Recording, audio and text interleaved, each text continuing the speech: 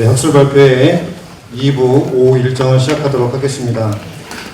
네, 주체적이고 자율적이고 능동적으로 점심 맛있게 드셨습니까? 네. 점심의 힘은 잠잘하고 있는 것이 아니라 경청하라고 힘이 주어졌다고 생각합니다. 오후 일정에는 네 분이 발제를 해주십니다. 성경신학에서 바라본 식별, 또 교회법 시각에서, 그리고 영성신학과 또 이내아시오의 영적 식별에 대해서 순차적으로 발제가 이루어집니다.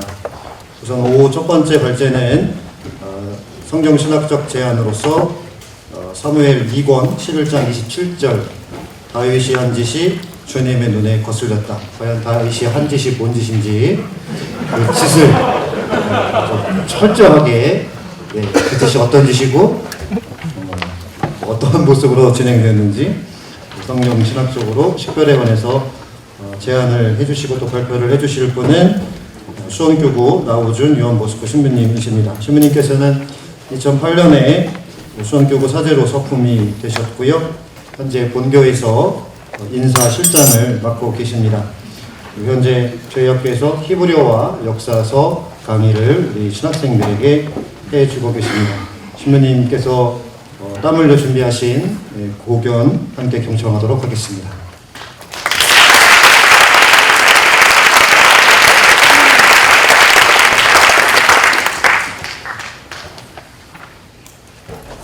좀 예수님.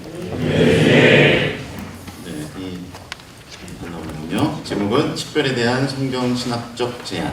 다윗이 한 그 짓이 주님의 눈에 거슬렸다. 라는 2사무 11장 27 니은절에 나오는 문장을 선택해 보았습니다. 먼저 시작 전에 말씀드릴 것은 본문을 계속 읽다 보면은 반복적으로 히브리어가 나올 수밖에 없어서 그 부분에 대해서 양해를 좀 구하고요. 이 제목은 한 짓으로 번역을 했지만 그 다음부터는 짓이라는 단어를 일로 번역했음을 미리 말씀드립니다. 서론이 있고요.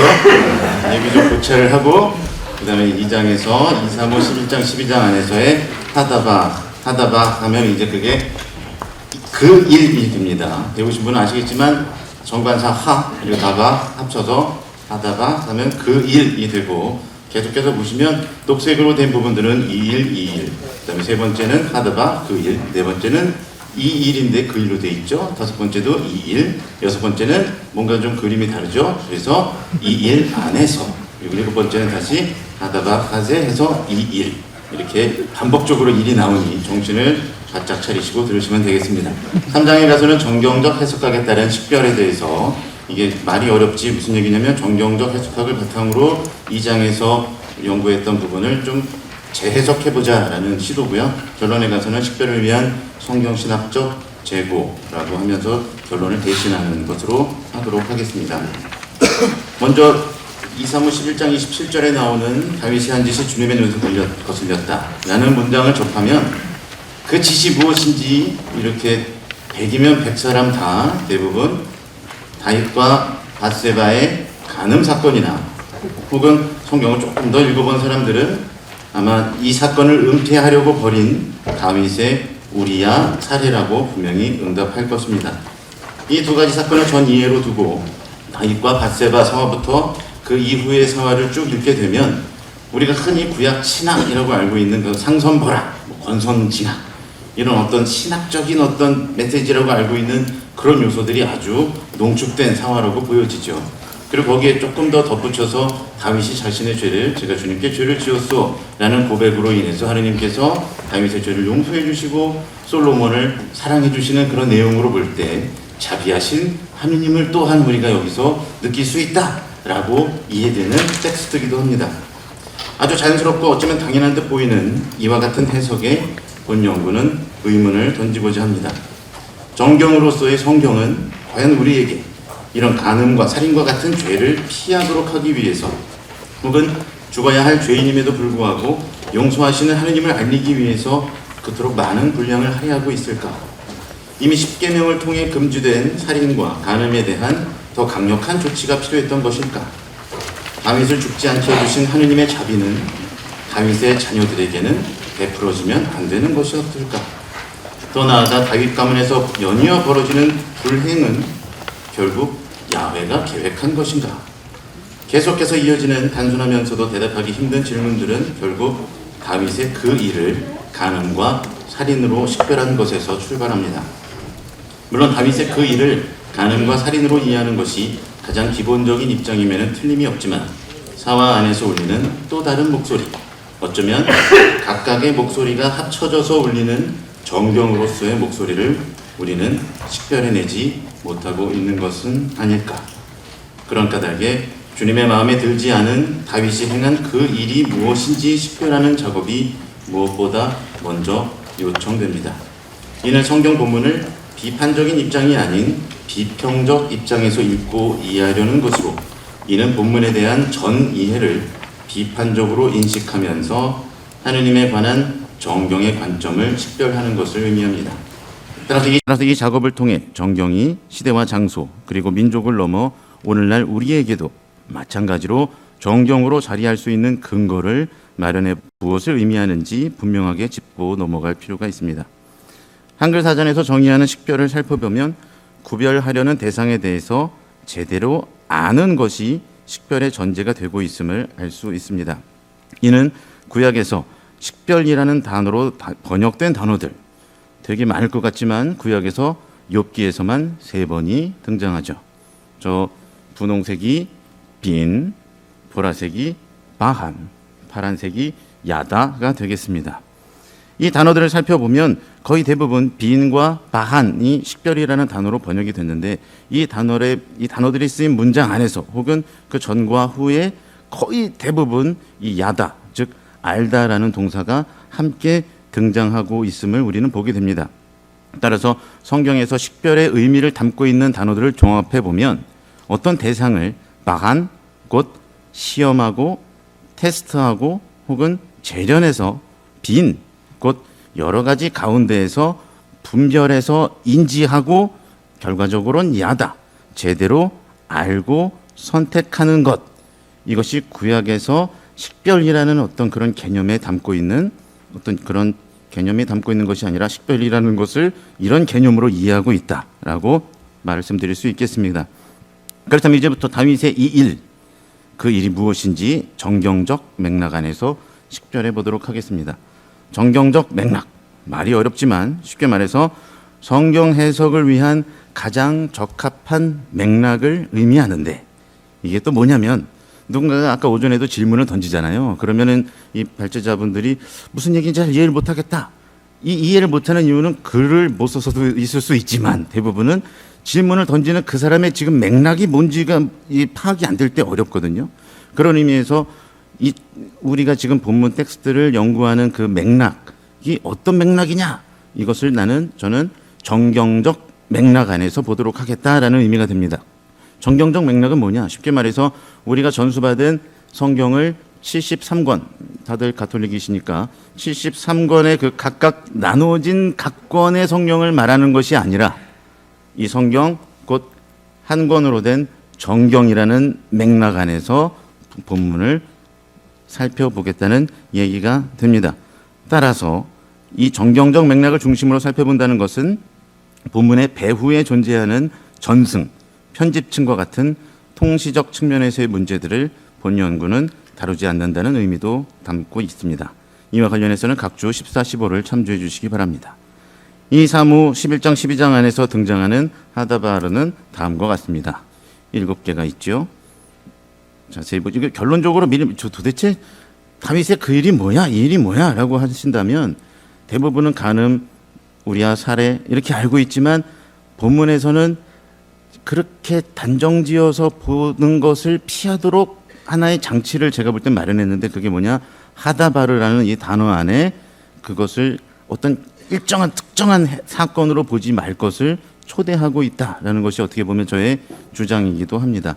따라서 다윗이 한 그 짓이 뭐냐, 그 일이 뭐냐, 27절만 보면 되겠지만 그게 아니라 이 하다바르라는 단어로 찾아봤더니 이 사화 안에서 7번이나 등장하면서 결과적으로는 다윗이 한 그 일이 무엇인지를 아주 심도 있게 성찰하고 고찰하고 식별하도록 성경이 우리를 초대하고 있다는 의미가 되겠습니다. 첫 번째로 살펴볼 것은 우리아가 언급한 하다바르 하제입니다. 2.1 우리아가 얘기하죠. 저는 제 집으로 가서 먹고 마시고 제 아내와 함께 자란 말입니까? 분명히 살아계신 임금님의 생명을 두고 저는 이 일을 하지 않으렵니다. 이 본문만 딱 읽으면, 이 문장만 딱 읽었을 때 우리아가 말하는 이 일이 뭐겠습니까? 라고 묻는다면 먹고 마시고 아내와 자는 이 행동을 분명히 생각할 것입니다.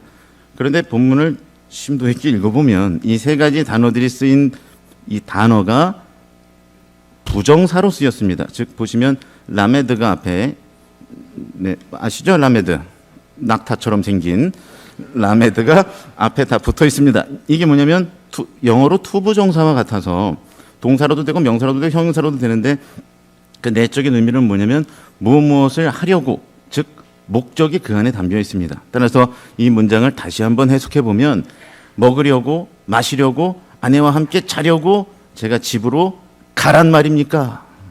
여기서 말하는 가란 말입니까? 저는 이 일을 하지 않으렵니다 해서 이 일은 이 문장에서는 집으로 가는 행동을 말합니다. 이것을 더 분명히 하는 것이 바로 그 전에 다윗의 질문이죠.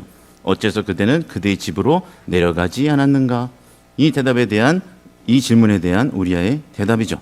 따라서 우리는 그럼 집으로 가는 게 이 일인가 보다라고 생각할 수 있지만 그 밑에 문장을 보시면 우리아가 하지 않겠다고 했던 먹고 마시는 일을 우리아는 합니다. 다윗 앞에서 먹고 마시고 취하기까지 하죠. 여기서 단어를 보시면 부정사로 쓰였던 것이 완료형 의미를 지닌 단어로 변화가 돼 있죠. 그런데 자려고라는 단어는 여전히 부정사로 쓰여져 있음을 보게 됩니다. 이해하고 계시죠? 네. 따라서 우리아가 생각한 집으로 가는 것과 아내와 동침하는 것은 동급이라고 볼 수 있습니다. 따라서 우리아가 하지 않겠다고 한 이 일은 아내와 자는 행위가 되는데 과연 이것이 다윗이 노린 그것이었을까? 여기에 흔들리지 말라고 본문은 그러나 그는 그의 집으로 내려가지 않았다라는 단서를 하나 더 달지요. 그렇다면 다윗의 목적은 무엇이었는가? 다윗의 목적은 처음부터 우리아가 그의 집에 내려가는 아주 단순한 행동이었습니다. 그가 그의 아내 바세바와 잠자리를 같이 하든 그렇지 않든 그것은 다윗에게 중요하지 않았을 뿐만 아니라 그것을 확인할 방법 또한 없었죠. 다윗의 목적은 우리아로 하여금 후에 바세바가 아기를 낳았을 때 그의 아기로 생각하게끔 하려는 것이 아니라 바세바의 출산으로 인해 드러날 본인의 하다바르가 발각되지 않게 하려는 것이었습니다. 결국 다윗에게 있어 우리아는 제거되어야 할 존재였던 것입니다. 그렇다면 우리아의 이 일은 무엇이냐? 우리아가 그의 집에 내려가든 그러지 않든 다윗이 이미 그의 죽음을 염두에 두고 있었다면 우리아가 하지 않겠다고 선언한 이 일은 그저 단순히 아내와의 동침이 아니라 다윗이 발각되지 않기를 바라는 그 일이 됩니다. 따라서 우리아가 말한 이 일은 결국 다윗이 이미 행한 그 일이 됩니다. 이어서 두 번째로 등장하는 요압의 이 일을 보시겠습니다. 요압이 우리아가 죽고 나서 다윗에게 전령을 보냅니다. 그러면서 아마 다윗이 이래서 화를 낼 것이다 하면서 언급하는 부분이 바로 이 두 문장인데요. 여기서 반복적으로 나오는 단어가 어째서라는 이 접두사입니다. 접두사라고 할까요? 부사입니다. 어쨌든 이 단어가 계속해서 반복되면서 부하들의 전사가 아니라 이 죽음을 가져온, 즉 성벽으로 가까이 다가간 행위 자체가 다윗의 분노를 일으킬 것이라고 요압은 예측하지요. 그 예상의 근거는 뭐였냐면 다윗이 요구한 것과 요압이 행한 것의 차이 때문입니다. 그런데 여기서 성경은 세 차례에 걸쳐서 우리아의 전사 소식을 전합니다. 그러면서 결과적으로 이 전령의 소식을 듣고 다윗이 전령을 통해서 요압에게 메시지를 건네죠. 이 일 하다바르 하제에 대해 나쁘게 여기지 말아라. 이렇게 격려하여라. 여기서 이 일은 요압에게는 무리하게 성읍에 접근한 작전 실패가 되지만 본문은 부하 몇몇의 전사와 이를 야기한 성벽에 가까이 다가간 일의 목적이 우리아의 죽음임을 독자는 물론 다윗 역시 기억할 수 있도록 이끌어줍니다. 다윗이 전령을 통해 요압에게 전한 이 일은 요압에게는 성벽에 접근한 사건이 되지만 다윗에게는 우리아의 죽음과 관련된 모든 사건이 됩니다. 따라서 다윗이 언급한 이 일은 결국 요압의 하다바르가 아닌 다윗의 하다바르가 되고, 다윗이 나쁘게 여기지 말아라 라고 한 메시지는 결국 자신을 향해 던진 것이라는 의미가 듭니다. 여기까지 보시면 지금까지 등장한 하다바르 하제가 다윗과 바세바의 간음과 우리아의 죽음이라는 각각의 사건을 지칭하고 있다라고 이야기할 수 있을까? 아니면 우리아의 죽음을 불러온 다윗과 바세바 간음 사건 그 하나를 가리키는 것일까? 아직까지 본문은 구체적으로 이를 드러내지 않고 오히려 우리아와 요압에게 이 일을 적용시키면서 독자로 하여금 다윗이 저지른 그 일이 무엇인지 더 깊이 성찰하도록 초대합니다. 중요한 것은 다윗이 저지른 그 일이 무엇이든 간에 현재까지는 그가 목적한 대로 발각되지 않았다는 것입니다. 야훼가 등장하기 전까지는 말입니다. 그런데 여기서 잠깐 다윗과 바세바 사건을 이렇게 되짚어 볼 필요가 있는데요. 대부분의 학자들이 다윗과 바세바 사건을 간음으로 봐요. 이것에 대해서 이제 페미니즘적 이 성경학자가 어느 그 학술 대회에서 드러내놓고 화를 낸 적이 있었습니다. 어떻게 다윗과 바세바 사건을 그냥 단순히 간음으로 볼 수 있느냐? 이건 강간이다. 어느 누구도 이거를 강간으로 생각하지 않고 간음으로 보고 있다. 이런 이제 문제가 뭐 지금도 이제 심심치 않게 벌어지고 있죠. 그런데 저 같은 경우는 여기서 이 사건이 간음이든 강간이든 중요한 것은 남편이 있는 여자가 강간에 의한 것이 아닌 불륜을 저지른 경우거나 남편이 없는 여자가 강간을 당한 경우 모두 신명기에서는 그 행위가 발각되었을 경우에 그 사람들을 처벌할 수 있다라고 조항을 달고 있어요. 즉 여기서 다윗의 행위가 간음이든 강간이든 중요한 것은 발각되느냐 발각되지 않느냐의 문제입니다. 그리고 이때 야훼께서 등장하시죠. 이 11장 27절 니은 절을 보시면 앞서 등장한 하다바르 하제와 분명히 차이가 납니다. 앞에서는 다 지시사 하제, 즉 디스, 이 일 이렇게 분명히 지시사가 들어가는데 여기서는 하제가 빠지고 정관사 그 일로 표현하고 있죠. 여기서 얻어진 효과는 세 가지로 보입니다. 앞서 등장한 특정한 이 일과 동일하게 여길 것을 차단하면서 마찬가지로 아무에게도 발각되지 않은 본문마저 은밀히 감추고 있던 것처럼 보이던 다윗의 하다바르를 지시사 하제를 생략하고 뒤이은 아쉐 아사 다비드, 이게 뭐냐면 다윗이 행한이라는 이 관계절이죠. 이것을 통해 그 하다바르가 다윗이 행한 것임을 분명히 드러내고 있습니다. 세 번째로는 지시사를 빼면서 특정한 다윗의 행위들을 더 큰 맥락의 하다바르로 보도록 초대하고 있습니다. 그렇다면 여기서 다윗이 한 그 일이 무엇인지, 이제부터는 그 전에는 다윗의 일이 무엇인지에 대해서 질문이었다면 야훼가 등장한 지금부터는 이것이 어떻게 변화가 되는지 살펴보도록 하겠습니다. 네 번째 등장하는 그 사람의 그 일입니다. 이것은 나탄 예언자가 다윗에게 비유 하나를 들려주지요. 부유한 이에게 손님이 찾아왔는데 그가 자기 양들을 아까워해서 자기 이웃집에 가난한 이웃의 한 마리뿐인 암양을 잡아서 그 손님에게 대접했다라는 비유를 들려주자 다윗이 이 일을 한 그런 짓을 한 자는 죽어 마땅하다. 그리고 그는 내 값절로 갚아야 된다. 이 일을 하고도 동정하지 않았기 때문이다. 제가 왜 여기서 짓이라고 번역을 안 하고 일이라고 했냐면 한글 성경에 보시면 그런 짓을 한 자는 죽어 마땅하다. 그런 짓을 하고 동정하지 않았기 때문이다 하고 둘 다 짓으로 번역하면서 마치 이게 하다바르인 것처럼 하지만 위에 나오는 것은 하다바르가 아니에요. 그래서 오히려 밑에 나오는 그 일을 하고도 동정하지 않았기 때문이다. 그러면서 여기서는 어느 이 비유에 나오는 누가 다윗이랑 연결이 되느냐에 초점을 맞추도록 하는 것이 아니라 어떤 그 일이 다윗이 지금까지 행한 이 일과 관련되는지를 오히려 주목하도록 합니다. 그러면서 다윗이 이 사람의 그 비유 속에 있었던 그 사람의 일을 자기 스스로 고발을 하는데 거기에 등장한 단어들이 이것들입니다. 왼쪽 위에 보시면 하말, 아끼다, 절약하다, 동정하다 라고 번역될 수 있고요. 밑에는 아싸, 즉 하다, 만들다, 조리하다 혹은 대접하다라고까지 할 수 있죠. 근데 이 단어들이 뭐로 하나로 모아지느냐면 락야, 즉 그 암양을 잡아서 할 때 락야, 잡다, 취하다. 그리고 이 일을 한 자가 네 갑절로 갚아야 된다. 왜냐하면 그가 로하말, 즉 아끼지 않았기 때문이다. 혹은 동정하지 않았기 때문이다라고 해석할 수 있습니다. 즉 비유 속 그 사람의 그 일을 두 단어로 요약하자면 락야흐와 로한말이라는 단어로 요약이 되겠죠. 그리고 이제 야훼께서 앞으로 하실 일을 나탄의 입을 통해 언급하시는데 여기가 너무 많죠. 그래서 이거를 쉽게 그냥 보시면 쭉 이어지는데요. 도대체 야훼가 행할 이 일은 어디서 등장하느냐? 여기 맨 밑에 등장합니다. 나는 바로 이 일이 무엇이겠느냐라는 것이 이제 질문이겠죠. 먼저 이걸 쭉 보시면 처음에 나오는 나탄 주다입니다. 즉 야훼께서 다윗에게 베풀어 주셨던 은총이 나탄이라는 동사로 요약이 되고 있죠. 이 단어가 왜 중요하냐면 창세기 1장에서 하느님이 인간을 창조하시고 나서 첫 번째로 하신 행동을 나타낸 동사가 나탄이에요.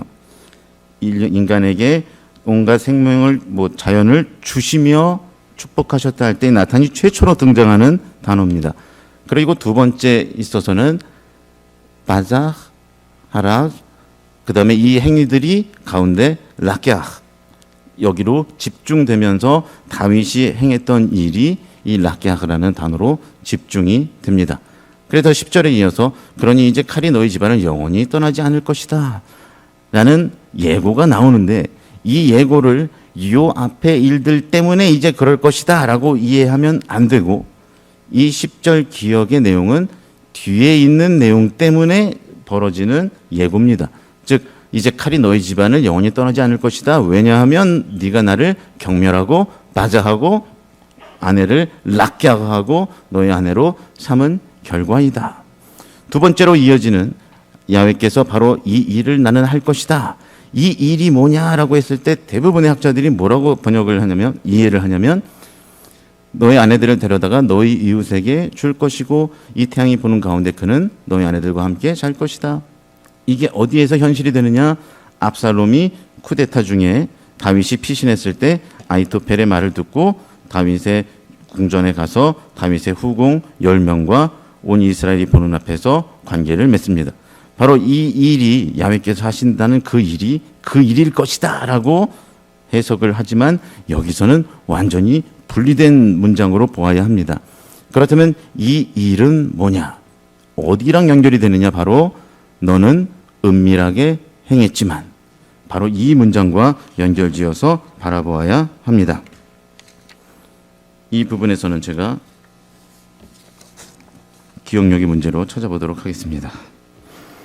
따라서 야훼가 행할 하다바락 하제는 다윗 집안을 떠나지 않을 칼부림도 다윗의 후궁들을 이웃에게 넘겨 겁탈당하게 할 일도 아닌 다윗이 은밀하게 저지른 곧 야훼 하느님의 자리에서 하느님처럼 행했던 일들을 모든 이스라엘 앞에서 그리고 태양의 면전에서 당신 자신이 하느님임을 드러내는 일이 될 것입니다. 이는 바자, 경멸하다라는 단어를 통해 더욱 두드러지는데 야훼의 자리를 침범한 다윗의 행위 자체가 결국 야훼를 경멸한 행동이 됩니다. 경멸한다는 것은 이미 경멸의 주체가 경멸의 대상을 부차적인 것으로 곧 덜 가치 있는 것으로 그래서 무시해도 되는 결국 필요 없는 것으로 인식하고 있다는 것을 내포합니다. 각조 33번을 보시면 에사오가 본인의 상속권을 바자하고 즉 경멸하고 무시하고 필요 없는 것으로 여기고 야곱이 주는 불콩죽을 얻어먹는 장면이 나옵니다. 여기서 쓰인 단어가 바자죠.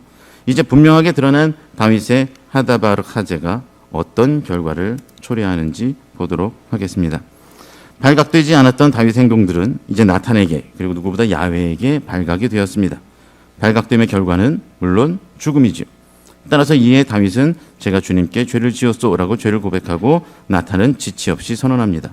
주님께서도 임금님의 죄를 지나가게 하셨습니다. 이 문장이 학자들 사이에서 대단히 이해하기 어려운 문장인데 이제 분명하게 이해가 됩니다. 발각됨의 결과는 죽음이기 때문에 다윗의 죄를 발각되지 않은 것처럼 곧 못 본 것처럼 지나가게 해주겠다는 선언이 됩니다. 그러기에 바로 이어지는 나탄의 설명, 그러니 임금님께서는 죽지 않을 것입니다라는 말은 논리적으로 타당해지죠. 그나마 해피엔딩으로 끝날 듯한 이 사화는 또 다른 이 일이 등장하면서 비극을 예고하는데 바로 밧세바에게서 태어난 아들의 죽음입니다. 그리고 이 아들의 죽음의 근거를 나탄은 분명하게 제시하는데 바로 다윗이 이 일 안에서 주님을 몹시 업신여겼기 때문이다. 여기서 니에츠, 나아츠 깔형이 강조형이 되면서 니에츠가 돼서 몹시 업신여기다인데 이 앞서 두 차례에 쓰인 바자와 같은 맥락에서 기능하지만 그 의미는 사뭇 다릅니다. 시편 74편 10절과 18절을 보면 시편 저자가 이렇게 외치고 있죠. 원수가 당신 이름을 끊임없이 업신여겨도 됩니까? 어리석은 백성이 당신 이름을 업신여깁니다. 그런데 이 업신여김의 근거는 하느님이 백성을 버리고 기억하지 않는 것처럼 보이기 때문에 백성들이 하느님을 업신여기는 것입니다. 다시 말해서 하느님이 백성을 버리지 않고 기억하고 계심을 믿지 않는 것이죠. 또한 시편의 저자는 악인이 탐욕을 뽐내고 강도가 악담하며 주님을 업신여기고 있음을 한탄하는데 그 이유는 악인들이 하느님을 찾지 않고 하느님은 없다고 믿기 때문입니다. 따라서 바작 경멸하다가 하느님의 권능과 그의 자리에 대한 침범이라면 니에츠는 하느님의 존재 자체와 신원에 대한 불신과 관련됩니다. 따라서 다윗과 밧세바 사화에서 드러난 다윗의 이 일이 무엇이냐라는 질문에 이제 답은 명백하게 드러납니다. 간음과 살인이라는 사건으로 나타났지만 그 이면에는 하느님을 찾지 않고 하느님의 자리에서 하느님의 권한을 취함으로써 다윗과 하느님의 관계는 뒤틀려졌습니다. 그러기에 온 이스라엘 앞에서 또 태양의 면전에서 주님께서 하시겠다고 한 이 일은 반대로 당신의 권능을 드러냄으로써 당신의 자리와 다윗의 자리를 다시 제자리로 돌리는 일이 될 것입니다. 그리고 이는 본문의 마지막 하다바르하지에서 분명하게 드러납니다. 시간 관계상 여기는 금방 넘어가도록 할게요. 이 다윗의 마지막 이 일은 뭐냐면 부하들이 어찌서 임금님께서 이 일을 하십니까? 라는 질문에 등장합니다. 근데 이거를 문맥상 보면 아기가 살아있는 동안엔 단식하고 오시더니 아기가 죽으니 일어나셔서 음식을 드시다니요. 이 행동 자체를 이 일이라고 보게끔 하는 것 같지만 지금까지 무수히 나온 하다바르하제를 계속 보다 보면 여기서 하다바르하제는 그냥 단순히 행동을 얘기하는 게 아니겠구나라는 것을 미루어 짐작할 수 있습니다. 여기서 또 주의 깊게 볼 것은 뭐냐면 다윗의 아기가 죽기 전에 보인 행동이 뭐냐? 성경이 묘사하는 바에 의하면 단식하고 자리에 바닥에 눕지 않고 밤을 지새는 두 가지 행동만 나오는데 여기에서는 울다라는 단어가 여기 들어갑니다. 성경에서는 다윗이 우는 것을 묘사하지 않았는데 여기서는 이 부하들이 다윗이 울었다라고 얘기를 해요. 이게 실수인가 의도적인 누락인가? 제가 볼 때는 여기서 이사야 38장 1절 이하를 보시면 히즈키야가 기도와 통곡을 통해서 수명이 15년이나 연장되는 결과를 얻습니다. 이 내용을 아는 누군가가 다윗이 아기가 죽기 전에 보인 행동이 근원적인 통해와 회개의 행위로 보이는 것을 방지하기 위해서 울다라는 단어를 일부러 뺐을 것이라고 추측합니다. 이 추측이 과연 맞느냐 틀리느냐 그 근거를 그 밑에 있는 단어에서 찾아볼 수 있죠. 다윗이 아기가 살아있을 때 그 아기가 살지 누가 알겠는가? 내 스스로 생각하였기 때문이요. 여기서 나오는 스스로 생각하였기 때문이요 라는 이 혼잣말 부분은 창세기 17장과 18장의 아브라함과 사라의 경우에서처럼 굉장히 부정적이고 불신이 담긴 의미로 쓰입니다.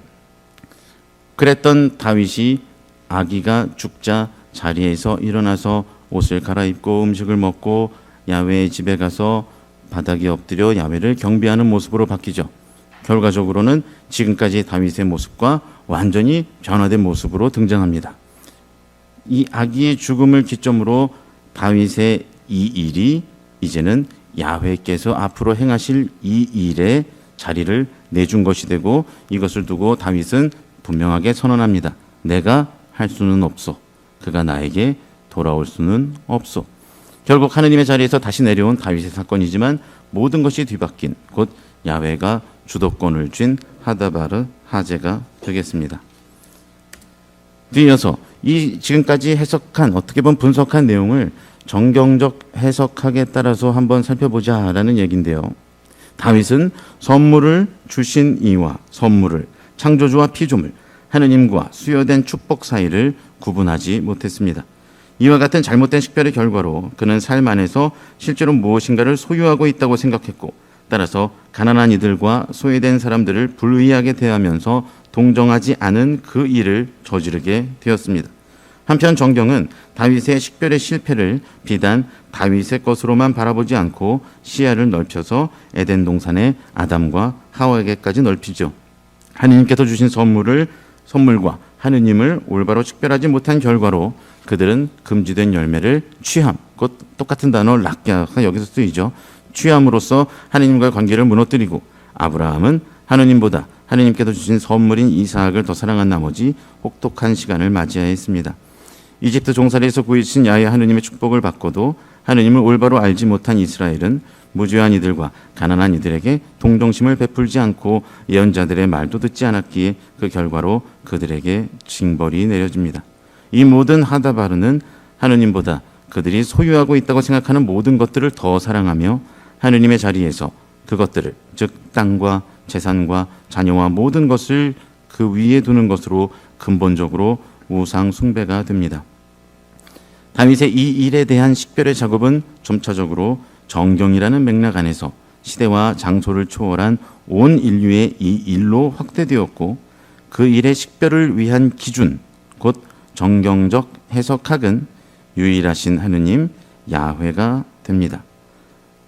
어렵습니다. 다시 설명을 드리자면 신앙 공동체가 전수받은 본문과 전승을 각각의 시대적, 사회적, 정치적 모든 맥락 안에서 정경으로 기능하게끔 재해석하면서 오늘 우리가 그것을 정경으로 전수받을 수 있도록 한 것이 성경의 정경화 과정인데 따라서 유일하신 하느님 야훼를 고백하는 정경의 유일신화 과정과 성경의 정경화 과정은 맥락을 같이 하게 됩니다.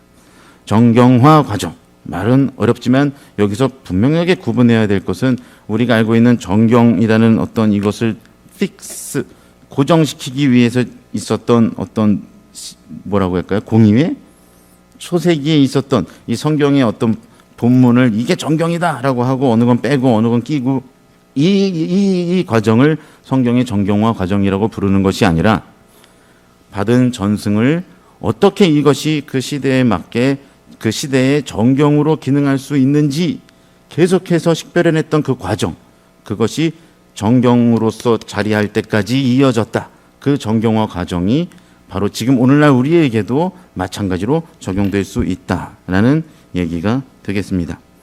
분열과 통합, 전쟁과 기근, 멸망과 유배, 귀환과 희망이 얽히고 설킨 역사 안에서 이스라엘 민족은 그들의 삶과 환경과 역사, 곧 이스라엘의 하다바르를 식별하면서 유일하신 하느님으로서 야훼를 고백하는 유일신 신앙으로 발전해왔고 그 과정은 시대와 환경과 문화의 모든 맥락 안에서 재해석되고 재고백되면서 신약을 넘어 오늘날까지 지속되고 있습니다. 그리고 이 모든 역사와 신앙의 프로세스가 담긴 살아있는 증언이 바로 정경이 되지요. 하느님을 안다는 것은 여기서 인지되고 식별되어야 할 것은 야훼가 누구이고 어떤 분인지에 대한 것이 아니라 바로 그분이 예고된 바 안에서 행동하시고 그것을 통해 자신을 입증하시는 분이라는 사실입니다. 그런데 하느님의 행함은 우리 삶의 모든 부분이 담긴 우리 모두의 역사 안에서 찾아지기 때문에 하느님 말씀의 식별은 결국 우리의 모든 맥락과 상황 안에서 우리가 전수받은 말씀과 전승을 식별해내는 작업을 통해 가능해집니다. 그리고 이 식별 작업의 기준, 곧 정경적 해석학은 다름 아닌 유일하신 하느님 야훼가 됩니다. 이를 삼각구도로 보자면 다음과 같습니다. 좌하변에 위치한 전승은 이미 전수받은 것을 의미합니다. 따라서 이 삼각구도는 처음에 어느 상황에서 성경이 쓰여졌느냐 혹은 원본이 뭐냐를 추적하는 작업이 아닙니다. 성경 저자나 편집자는 전수받은 전승이나 본문을 최대한 보존하긴 했지만 작업에 있어서 상당히 자유로웠던 것으로 보입니다. 다윗과 밧세바 사화가 만약 왕조실록처럼 당시의 상황이 기록된 역사 기록물을 그대로 수용한 것이라면 그것은 이미 정경의 범주에서 탈락했을 것입니다. 이 삼각형을 중심으로 다윗의 이 일이 어떻게 재해석되었는지, 그리고 그 해석학을 바탕으로 오늘의 우리 신앙인도 성경 말씀을 어떻게 정경으로 기능할 수 있게 하는지 간략하게 살펴보기로 하였으나, 네, 가능합니까? 네, 가능하다고 합니다. 살펴보도록 하겠습니다.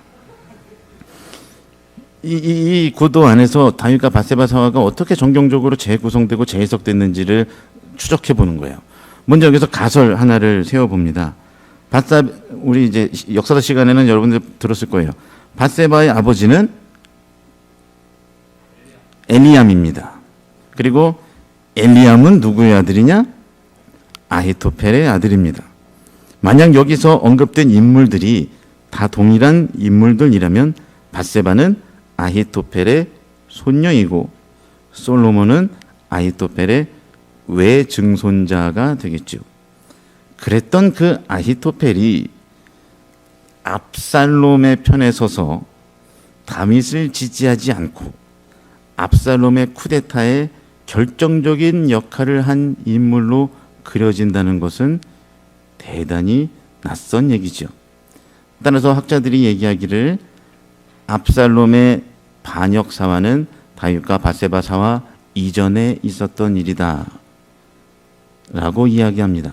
아히토펠은 자살을 하게 되고 다윗은 이미 아히토펠과 압살롬을 중심으로 했던 이미 반대파 세력이 있다는 것을 이미 알고 있고, 그 와중에 왕권을 강화하기 위한 가장 좋은 결론은 아히토펠의 손녀인 밧세바와 혼인을 하면서 그들과 연결되어 있었던 모든 사람들을 포섭하는 것이라고 볼 수 있겠죠. 어쩌면 역사적 상황 안에서 이런 일이 벌어졌다면, 이것이 그냥 기록으로 남았다면 과연 이것이 정경으로 기능할 수 있었을까?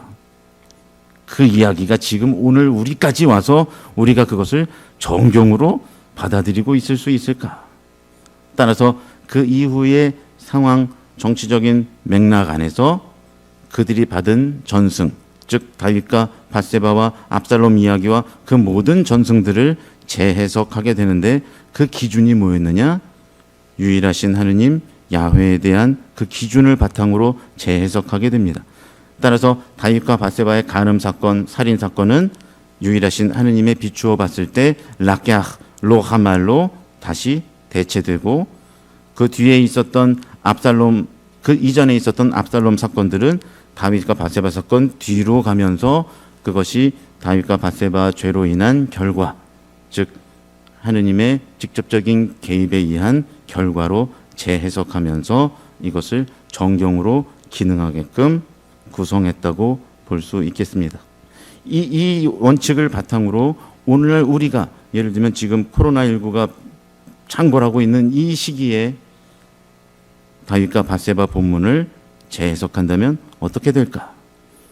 그것은 결론으로 대신하도록 하겠습니다. 결론이라고 하기보다는 식별을 위한 성경신학의 어떤 제안이라고 볼 수 있는데요. 세 가지로 분리해 볼 수 있습니다. 첫 번째로는 정경이라는 것은 살아있는 토론의 장이다. 이 얘기는 뭐냐면 정경적 맥락 안에서만이 공시적, 통시적 입장이 서로 대화를 나눌 수 있다라는 의미가 됩니다. 이를 위해서는 우리가 가지고 있는 전 이해로부터 자유로워야 된다는 것을 의미하고, 본문이 본문 자체를 이야기할 수 있는 장을 제공해야 된다는 얘기가 되겠습니다. 본문이 본문 자신의 이야기를 제공하게 되면 그 안에서 우리는 자유로운 하느님을 만나게 됩니다. 그리고 그 자유로운 하느님은 유일하신 하느님 야훼라는 정경적 해석학으로 자리하시는데, 그분은 심판자이자 구세주이시면서 창조주이자 모든 것을 뒤엎으실 수 있는 그리고 재창조하실 수 있는 분이라는 것을 우리에게 알리고 있습니다. 그리고 끝으로는 우리 그리스도인들에게 적용이 되는 문제인데요. 이 정경적 맥락이 아주 가장 올바른 토론의 장이라고 했을 때 제일 문제가 되는 것은 유다교와의 문제겠죠. 그들은 신약을 인정하지 않으니까. 그러나 우리에게 있어서 야훼 하느님의 하다바, 내가 이 온 이스라엘 앞에서 태양의 면전에서 행할 이 일은 우리는 최후의 만찬에서 예수님을 통해서 그리고 그분의 십자가를 통해서 이미 성취되었음을 믿고 알고 고백하고 있다는 것입니다. 바로 예수님의 그 삶 안에서 예수님께서 최후의 만찬에서 우리에게 받아 먹어라, 받다 라케아, 그죠? 주다 나탄입니다. 하느님께서 하신 행동들을 고스란히 하시고 다윗이 하지 못했던 로한말, 즉 동정하지 않았던, 아끼지 않았던 그 모습을 하느님께서는 아끼지 않으시고 우리에게 당신 아들을 보내주셨다라는 신앙 고백으로 성취가 되었습니다. 아직 성취된 적 없는 유일신교 세상 속에 유일하신 하느님은 이미 당신 자신을 온전히 드러내셨고 언제나 현재형으로 자리하고 계시기에 우리가 앞으로 해나갈 하느님 말씀의 식별은 바로 정경적 맥락 안에서 정경적 해석학을 통해 이루어져야 할 것입니다. 그러나 정경은 하느님의 뜻을 전체적으로 완전하게 이해할 수 있는 그 무엇으로 제공하지 않습니다. 오히려 우리로 하여금 성경을 계속해서 연구하라고 초대하기에 정경적 독서를 통해 다다르고자 하는 신학적 작업은 각각의 세 세대가 참여해야 하는 지속적인 사업이 되고 우리는 우리의 역사 안에서 함께 하시는 하느님을 정경이 증언하는 유일하신 하느님을 통해 식별해 가면서 그 사업에 동참해 가야 할 것입니다. 감사합니다.